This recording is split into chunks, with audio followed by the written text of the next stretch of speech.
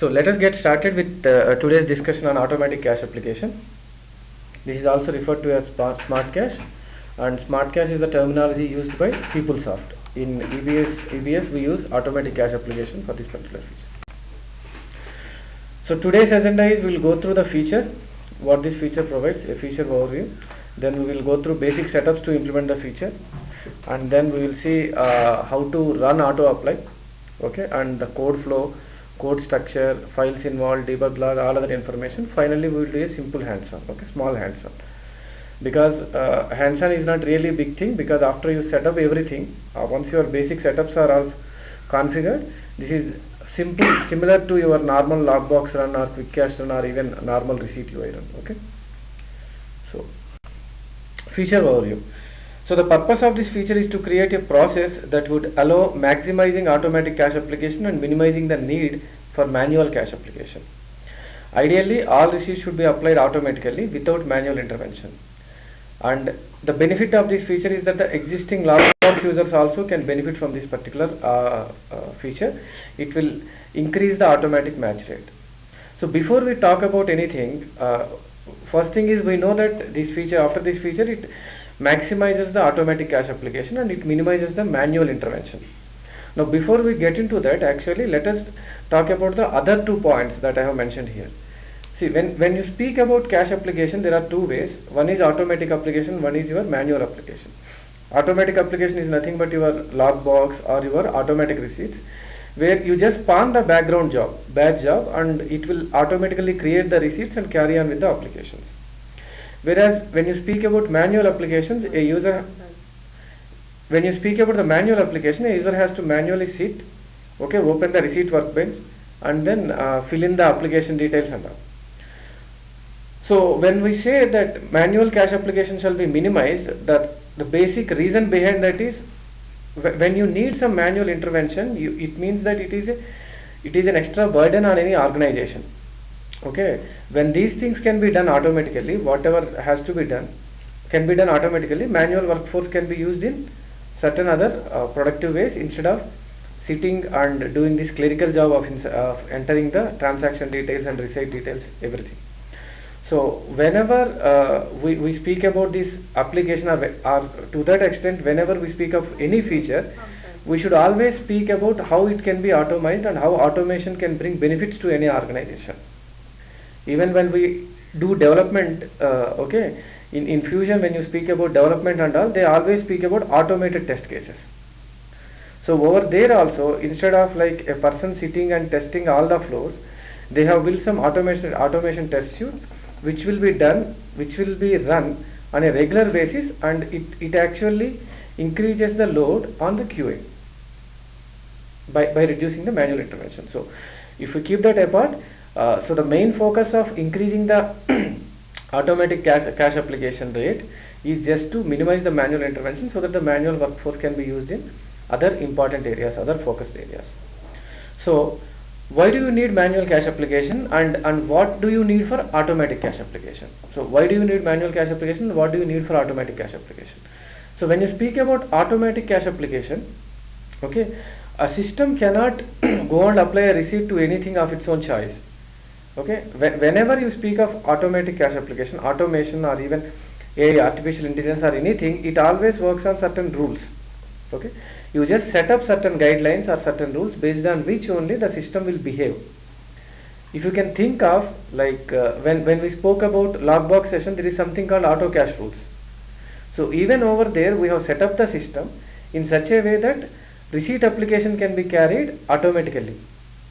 And if you can recollect, I have told you that Japanese customers just use auto cache applications, okay, and they are running their business based on those auto cache applications.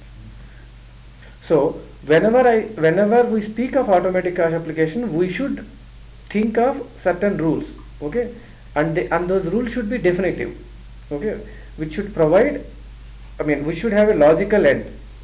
Otherwise system cannot carry on with the automatic cache application. So the need for manual cache application is primarily due to the lack or inaccuracy of the reference data provided with the receipt. So let us take an example. Let us assume that I have provided a logbox flat file for processing. So what do you have in your logbox flat file? You have payment record and you have overflow record. Overflow record will have your application details wherein you mention your matching number. Okay, let us stick to a simple example that my matching number is transaction number. So in my overflow record I provide my transaction numbers. Now, so long as I provide a valid transaction number, it is always guaranteed that logbox will find the transaction and carry out the application automatically. But what happens if my transaction number is invalid? Does it have intelligence to find a closest match to the transaction number and carry out with the application? Just like when you do Google search, it tells you, did you mean? Okay. So when the exact term is not found, it just finds for a closest match. That is the whole thing. So any application should have some intelligence to do that thing. Logbox doesn't have that intelligence. So whenever you create a transaction, whenever you create a receipt and pass an invalid transaction number in your flat file, Logbox cannot perform any application. It will say that it's an invalid transaction number. And to handle that, we have a couple of options, whether to reject the receipt or post partial receipt as unapplied, which means the amount that was allocated for that invalid application will remain unapplied. So a user has to again go and do that. What I can do is I can set up claims in my system so that my invalid reference is captured. If I set up claims in my system, my invalid reference will be captured and a claim will be created. Then a person will go manually check the invalid reference. He finds a closest match and settles that. Getting it right? So that is how everything will work. Now, when I provide so long as I provide my valid transaction number, that is fine. Everything is good. No need to worry about any intelligence here. But when I provide an incorrect number, there is a necessity for manual intervention to complete the application process. Okay. So this feature is specifically designed to reduce the manual intervention over there also. Now, when I said there is an invalid transaction number that is provided, when bank is providing the invalid transaction number, maybe customers are giving the invalid transaction number to the banks, or maybe while bank is entering the flat file, there is some manual correction. So when I said invalid transaction number, it is always a closest match. There will always be a reference, there will always be a relation between valid transaction number and invalid transaction number. Naresh ki ikkada cherunnani cheppu. There will always be a reference or relation between valid transaction number and invalid transaction number. Now that relation is based on which you build your rules. Okay, that relation is based on which you build your rules. For example, okay, my transaction number is invoice-1. Invoice-1. Okay, that is my transaction number. But when I give the information matching number in my remittance line is nothing but overflow record when it comes to your logbox. On my remittance line, I just said invoice-1. When you exactly match, when logbox tries to exactly match, it will not find the match, because it is invoice-1 and this is just invoice-1 without hyphen. Hyphen is missing here. So as a company or as an organization, I know that these kind of errors are possible in my bank data file. I can go and set up my automatic cache rules in such a way that ignore hyphen in the transaction number. So ignore hyphen in the transaction number. So that way again you found a match and you carry on with your automatic cache application. So whenever you speak about automatic cache application, you always have to define certain rules, and those rules should be definitive, which will lead to a logical conclusion. Okay, and those rules are based on the pattern that you will observe among the invalid transaction number. Obviously, even if you set up automatic cache application, you cannot apply a remittance information of invoice-1 on something called 1, 2, 3, 4, 5, because there is no match between these two things. You can definitely not apply it. Getting it right? So when we speak about this feature, or when we go about setups that are used in this feature, setups are all concentrated around how do you find the closest match. You know this is not an accurate match. Then how do you find the closest match? How do you define your system, or how do you train your system to find the closest match? Ignoring hyphens is a kind of training that I have given to my system, saying that when there is a hyphen, ignore it so that you can find a match. So that is how you train your system, and you train your system with the help of automatic cache rules that you set up. So although the end result of both manual and automatic cache application is same, manual application is very labor intensive and non-value adding process, because your manual workforce is sitting and working on some mechanical things.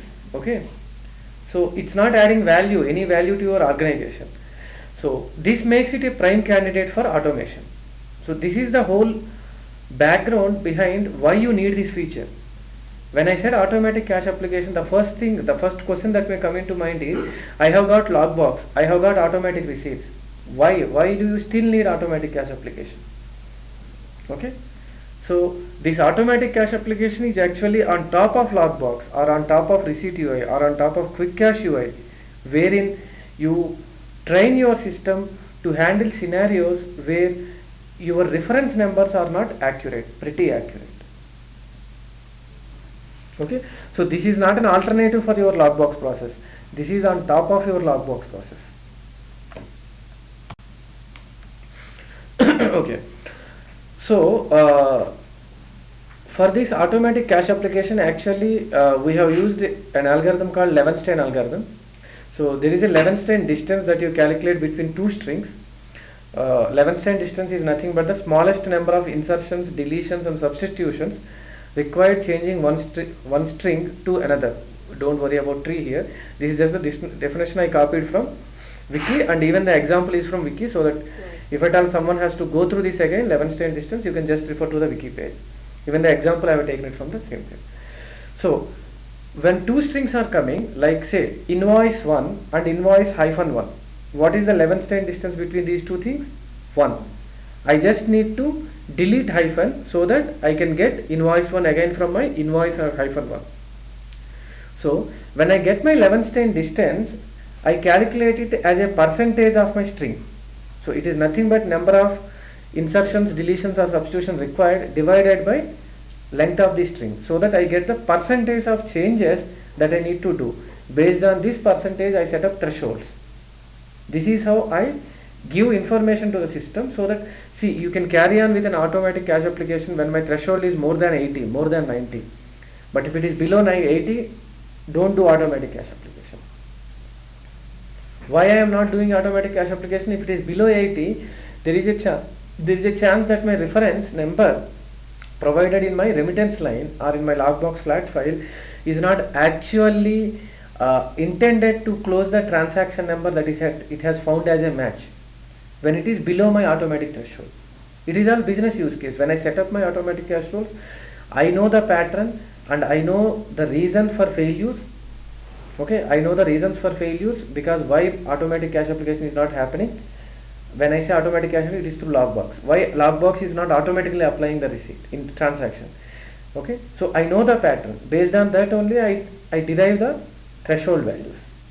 Okay, and automatic cache application is based on this Levenshtein algorithm, and this Levenshtein algorithm is used to calculate the matching score between the two strings, and the matching score is ultimately converted to percentage. Okay, so the simple example is the Levenshtein distance for, I have already given an example between invoice -1 and invoice 1. Okay, but what is documented in this slide, as I have told you, I took it from Wiki. Between kitten and sitting is 3. And how do you arrive sitting from kitten? You can just see, first is you substitute S in place of K, it becomes sitten. Then you substitute I for E, okay, then it will become sitting, and you insert G at the end. So finally you get sitting. So with 2 substitutions and 1 insertion, so my total number is 3. 3 manipulations I have to do on kitten to get sitting. So what will be my percentage here? It will be 3 divided by length of kitten is 2, 3, 4, 5, 6. 3 by 6. So it is 50%. So in this automatic cache application, we calculate the Levenshtein distance between receipt attribute and transaction attribute. What is receipt attribute? What is transaction attribute? Receipt attribute is nothing but the matching number that you provide in your logbox flat file, or the reference information that you provide in your quick cache UI or receipt UI. Okay, and transaction attribute is nothing but, in our example, it is transaction number. But apart from transaction number, there will be plenty of other transaction attribute that we will just get to see, like BSB, all that stuff will be there. Picture only the exact match is not there.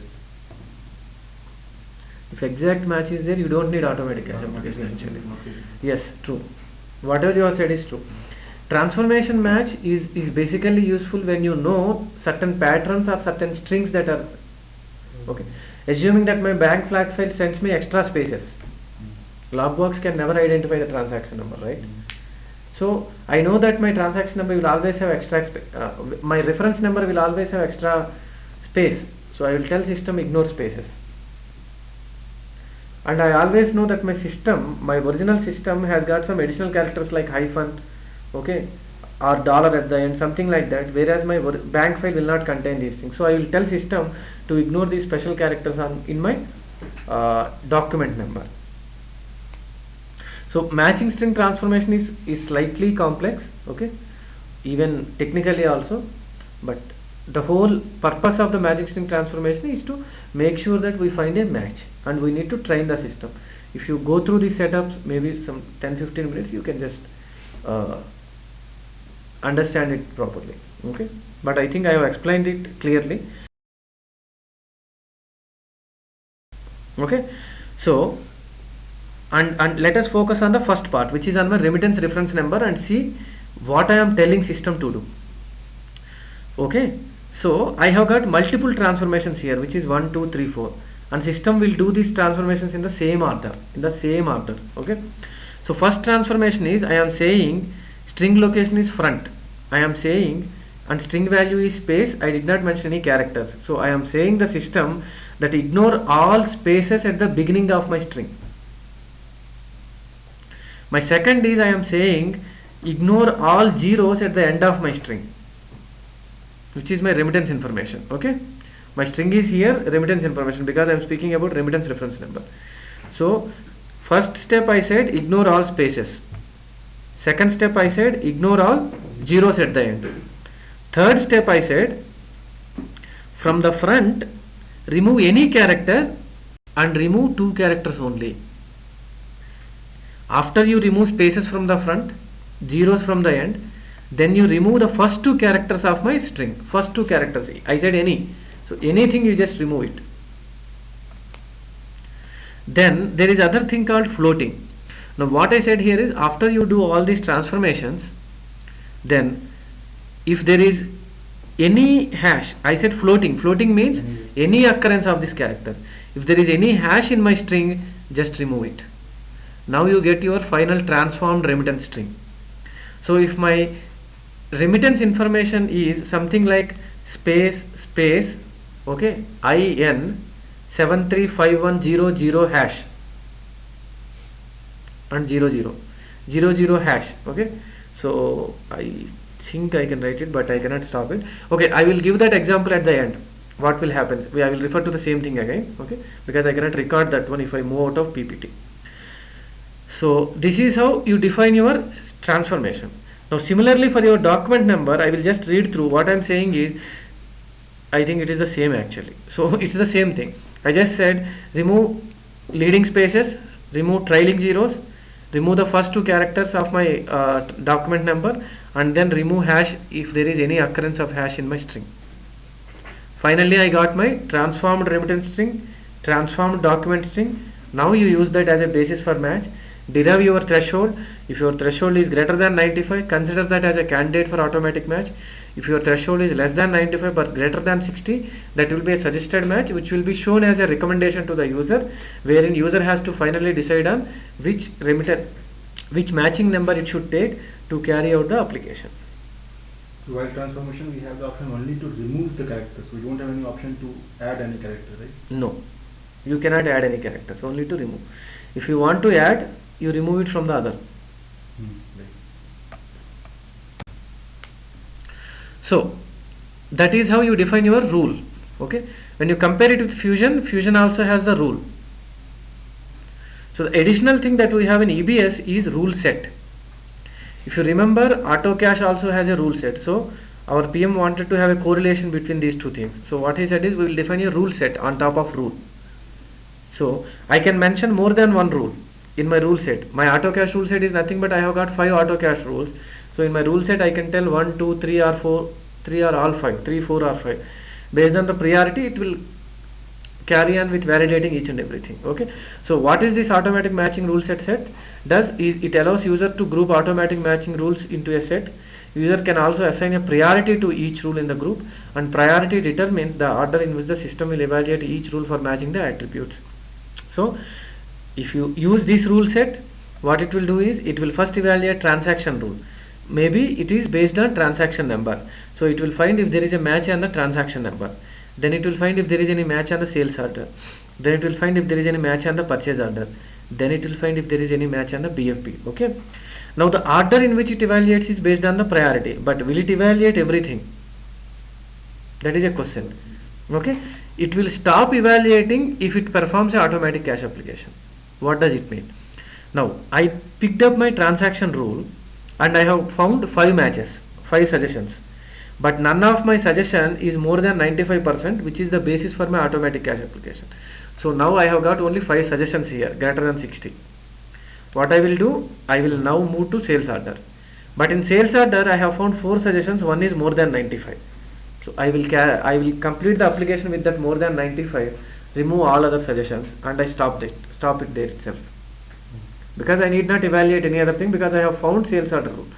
Even if I find anything else with purchase order rule or balance forward bill rule, it just means my priority tells me that whatever is having high priority, go ahead with the application. So it's just waste of time to carry on with the other matching things. So that is where priority comes into picture. There is a simple thing. Once you understand the rule set is very easy, and the tables that are affected is for rule. It contains suggested and automatic threshold values, string transformation, match by options. So it will be there in AR cache auto matches and TL. This is just a translatable thing, and auto match details will contain your transformation details and all. Okay. Then your auto match rule set, which contain your AR auto match rule sets and TL, again for translation purposes. And then your rule maps. Rule maps define the relation between your set and rule. So if a set has 5 rules attached to it, rule map will have 5 records. All the records will have the same set ID but different rule IDs. You got it right? It's an intersection entity between the two things. Why you need an intersection entity? If you go back to your database concepts, why you need an intersection entity? If we just go back to my database concepts, okay, my rule set, and I have a rule set entity and I have a rule entity. My set entity can have more than one rules attached to it, so it is 1-to-n relationship. And again my rule can be attached to more than one set. This way also it is a 1-to-n. It is nothing but n-to-n relationship. Whenever you need n-to-n relationship, you will have an intersection entity. When it is 1-to-n, you can do it with a foreign key. So that is why we have gone for a intersection entity here. So this is how we design the database also for this particular feature. Now okay, fine, you have set up rule sets, you have set up rules, but you have to again mention this information somewhere so that the process can pick it up. So one option to set this up is in your system options. Your system options will have a new field now under miscellaneous tab, which will have this automatic matching rule set, and again that is optional, because you are not forcing users to use auto match rule sets. Okay, automatic cache. See here, got it. That's fine. you should not set it up. That is mutually exclusive. If you set up the system to use auto apply, it will just use auto apply. Lockbox will not do any validations on your remittance information, which is your application Right. information. But what you are saying is it will do auto apply using the sales order number, right? Correct. From the payment record. Okay. Yes. And it will find the matching applications and insert it into the incident table. Correct. Okay. So okay, so far I have explained all this stuff, but it's just written over here. I will just read out from the slide. The purpose of the automatic cache application concurrent program is to match an unapplied receipt in the system with an outstanding AR transaction using the user defined matching rules. User defined matching rules. This is very important, because I will just tell you an example at the end. In cases when the matching score equals to or exceeds the threshold for automatic match, the credit will be automatically applied.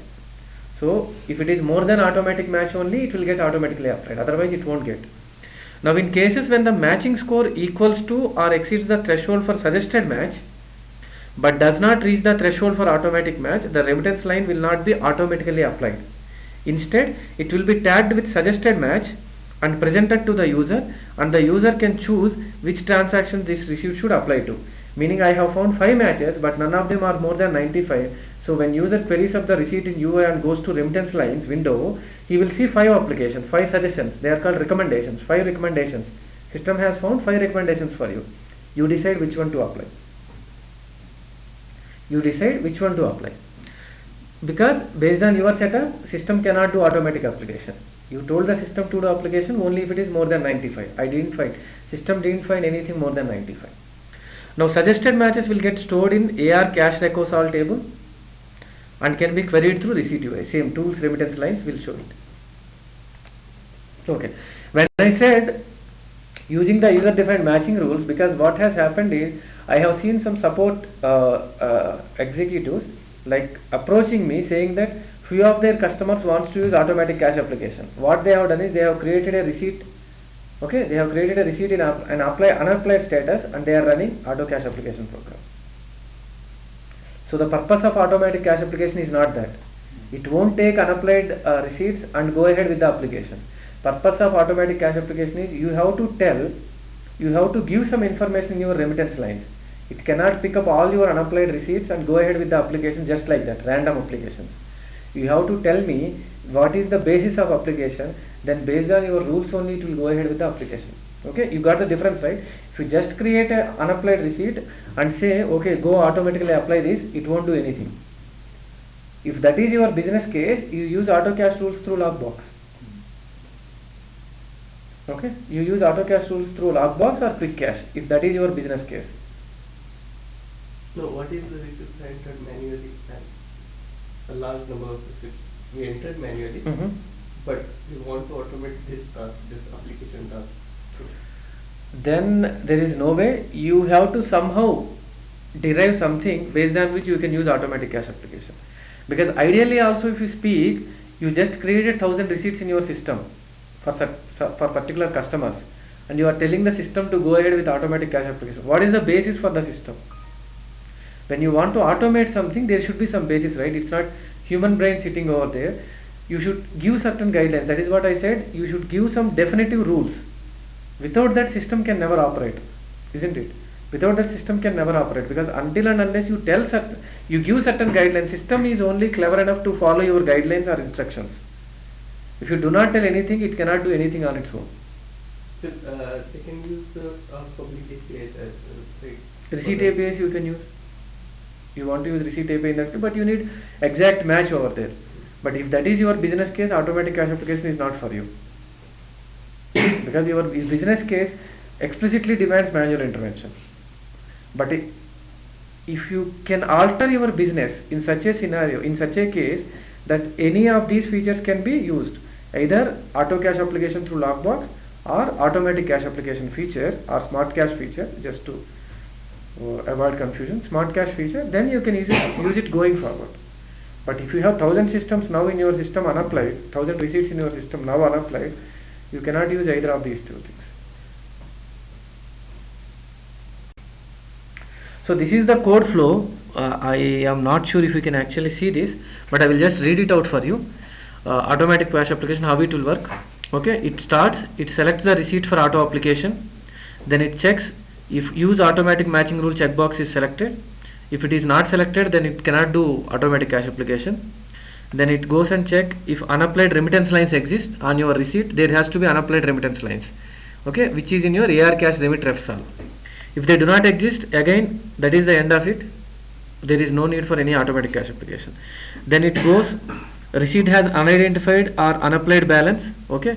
Then it goes and says if automatic cache application rule, whatever is defined attached to your system, is active or not. If it is active, then it goes ahead with the application. Then it checks the unapplied remittance lines. Then it goes the automatic matching rule based on priority. Then for each matching rule, it does the string transformations. Then it calculates the match score, and match. If it is greater than automatic threshold, go apply the receipt, that's it. If it is not greater than match score, then you go record it as a suggested match, and if there are any more rules, continue with it, because you did not find auto apply. If you see auto apply, it won't come back again. Got it right? Only for suggested matches it will go for other rules in the rule set, but for automatic cache application it will stop there. Okay. Now there is one more thing that this automatic cache application can do, which is similar to, because when I said actually Vikram has asked a question, now that has a relevance here, which is actually the point that I have missed when I explained. See, through automatic cache application you have through Lockbox you have something called auto associate. What is auto associate? You do not mention receipt customer on your receipt, but you derive customer based on your transaction. Okay. So when I said both are mutually exclusive, now that feature is gone, because Lockbox won't do anything on your remittance information. So to support that, what we are doing here is even automatic cache application will do that. Based on identified match, if it finds for all the remittance line single customer, it will associate the customer to the receipt and goes ahead with the application. So even unidentified receipts can use this automatic matching rule. So customer will get associated and the receipt and the transaction will get applied. So that feature is covered here through automatic cache application. And even your auto cache rules are covered here through automatic cache application. So as such you are not losing out on any Lockbox functionality, even if you come through this way. So finally the validation checks are as shown below, which is AR is standard AR, AA is for auto apply, that is the naming convention. So AR AA below transaction threshold, it just means that it is not eligible for automatic cache application. So when a suggested match is found, it has to go through all these validations. If any of these validations fail, automatic cache application cannot go. Okay. Then ARA currency no match, so it means that though it has found a match, the currency is not matching. Then exchange rate information is not there, or if it's provided it is invalid, then it checks over application based on your transaction type. If it doesn't allow, then it says okay, this is over application, I cannot automatically do it. And then it says multiple application transaction and multiple recommendation transactions just for duplicates. Okay, all these three multiple records, all these three deal with duplicates. Then customer not unique, I have given 2 remittance lines, though I have found exact matches or at least matches for automatic cache application, I found out that the receipt is unidentified and the matching number that I have derived both do not belong to the same customer. So I cannot go ahead with this application because my restriction is same. If my receipt is unidentified, all my remittance line should result in matching numbers that belong to same customer. If that doesn't happen, I cannot associate one customer and go ahead and close the transaction of another customer unless and until there is a paying relationship. All that is taken care actually. Paying relationships also will take care in this. But when I said customer not unique, it means that it cannot identify the customer based on your remittance lines. Though it identified, it is not a single customer. Then your threshold suggestions, threshold validations. So if you just go through that file, okay, clear comments are written, or even you can just query up these messages and go through see what exact the thing that particular validation will do. So next is additional information. So first point is automatic cache application is a controlled release feature. It is not available for all customers. We have got an enabling patch, okay, which will enable this feature. If the enabling patch is not installed in any system, you will not see any of these things, meaning you cannot see automatic matching rule set setup, you cannot see auto apply and remittance lines forms. Those forms you cannot see. Even in your Lockbox setup you cannot see that frame for automatic use auto matching rules. You will see an empty blank space over there. And in your receipt UI also, where you mention your automatic matching rule set, that is also not found over there. Okay. So debug log will follow FND debug setup, simple. This is a separate concurrent request. Please keep that in mind. This is a separate concurrent request. It gets spawned after, if you are coming through Lockbox, first Lockbox, then quick cache, then it gets spawned. Then quick cache will automatically spawn it if it finds that any of the receipt present in this batch has to use automatic matching rules. So in your quick cache UI also there is a new thing added. In your quick cache UI earlier, if you remember, you have got unidentified, unapplied, auto cache rules, single, multiple, claim investigation.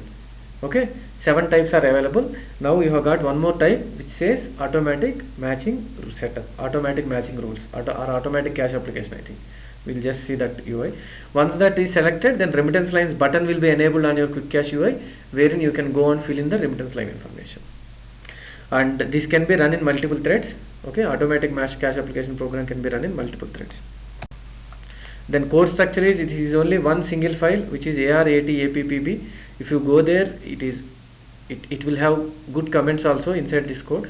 It will do all these applications for all matching attributes. Only interface header attribute is a dynamic query, rest all I think are static queries. Interface header attribute is dynamic query because it supports 1 to 15 attributes, and I do not want to write code for each and every attribute separately, so I just put it as dynamic query. Then this automatic cache application internally uses receipt API for application. Okay, so when this automatic cache application actually does only receipt application, customer identification and receipt application. Receipt is already created before this process is spawned. That's it. Any questions? We will just go through hands-on after these questions are over. Yeah. Because there is some formula for calculating the matching score. Can you come again for that formula? What is that formula? It is just you calculate the Levenstein distance, and once you calculate the Levenstein distance, you just do it, divide it with length of the source string. Levenstein distance divided by length of source string. But though I have written some code for that, I have finally found out that there is a API for that, which is UTL_edit match dot edit string similarity. That does the same thing, that uses the Levenstein algorithm. So we didn't write any new code for that, we just used that API call.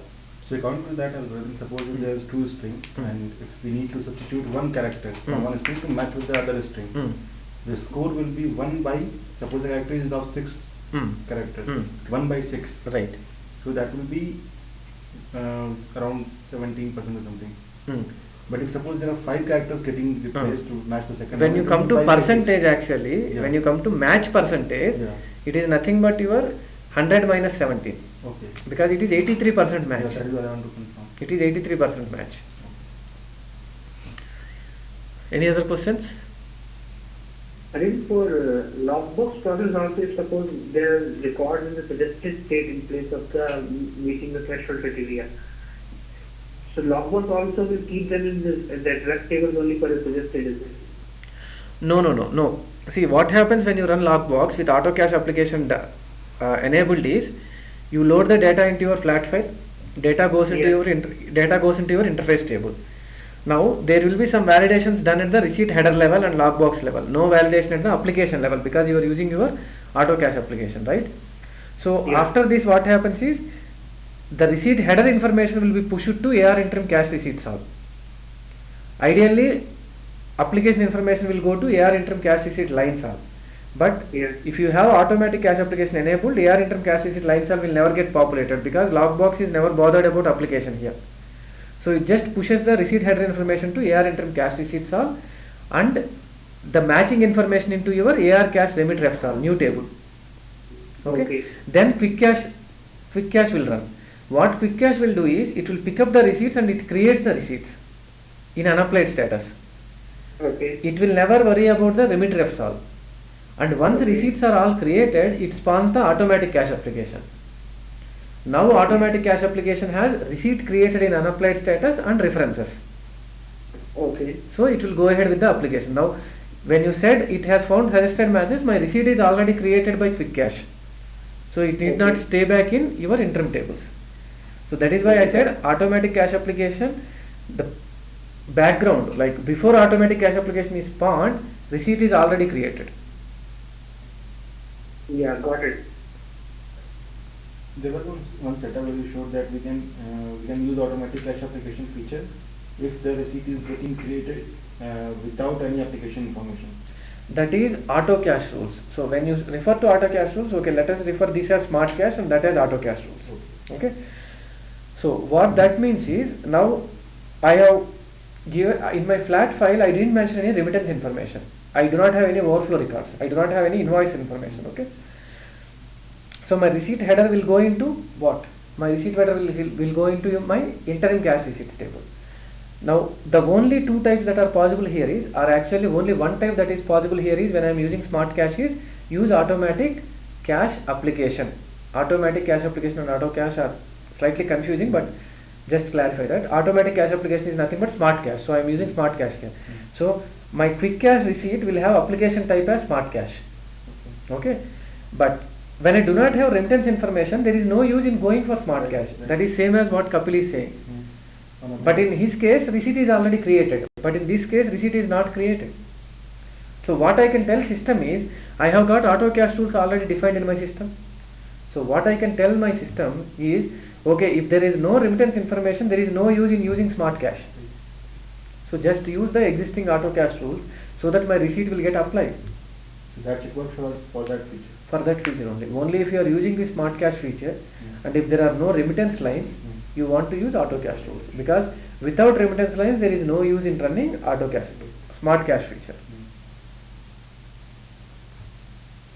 Yeah, any other questions?